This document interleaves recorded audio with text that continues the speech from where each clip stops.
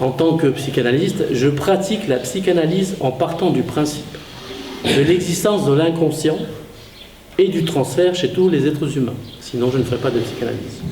C'est l'idée, ça veut dire qu'on ne refait pas la supervision dehors de la supervision. C'est ça. Vous voyez, c'est ça en fait. Ça. Mais après, vous en faites ce que vous voulez. Vous êtes libre en fait, vous êtes un être humain et l'essence même, votre essence même, c'est la liberté.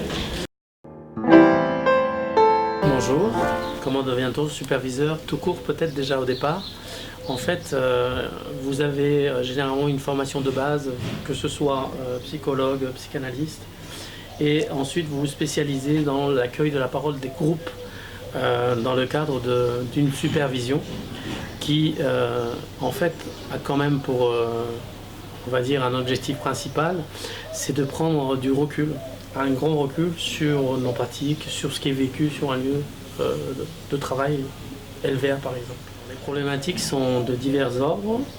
Il y a déjà le vécu des permanents avec les enfants, les difficultés ou les problématiques que peut soulever tout lieu de vie dans le vécu avec les enfants ou ce que peuvent vivre les enfants, de comprendre l'enfant, donc ça nécessite aussi d'avoir des apports théorico-cliniques. Et ça peut être aussi un lieu où on accueille la parole, en fait de la souffrance des permanents, souffrance qui est induite par le travail lui-même, par exemple.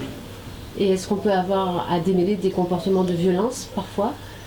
Tout type de comportement en fait, tout type de souffrance, tout type d'agressivité peuvent éventuellement se manifester dans un travail de supervision. Tout est vital de savoir que dans ce lieu, tout ce que je pourrais dire et tout ce qui sera dit restera là.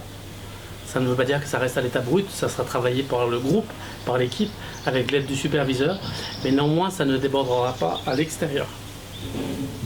Comment peut-on aider à prendre de la distance dans un contexte parfois difficile? Alors, ce qui peut être aidant dans ce genre de situation, c'est plusieurs choses. La première, c'est d'analyser la situation vécue en fonction de ce que l'on est, en tant que permanent par exemple. Ensuite, c'est analyser la situation en elle-même, prendre de la distance et bien évidemment avoir des apports, plus de connaissances pour pouvoir mettre des mots peut-être plus professionnels sur ce qu'on est en train de vivre. Est-ce que la supervision mène à un travail sur soi à l'extérieur de cette supervision toujours? Non. Nous pourrions dire que ça serait quelque chose de l'ordre d'une sorte de continuité d'un travail de supervision. Non, parce que une supervision aussi, ça ne sert pas qu'à dire ce qui ne va pas, ça sert aussi à dire ce qui va bien. Et du coup, ça permet aussi de renforcer les équipes. Et dans les équipes, il y a des gens qui vont bien. Et ça permet aussi d'avoir cette cohérence. Et éventuellement, certaines personnes qui sont trop en souffrance vont enclencher un travail à l'extérieur, mais ce n'est pas une obligation, ce n'est pas un objectif de la supervision. Mais néanmoins, il reste quand même au niveau individuel, au niveau de la supervision, de s'interroger soi. Donc à un moment donné, effectivement, ça peut ouvrir cette porte d'un travail individuel.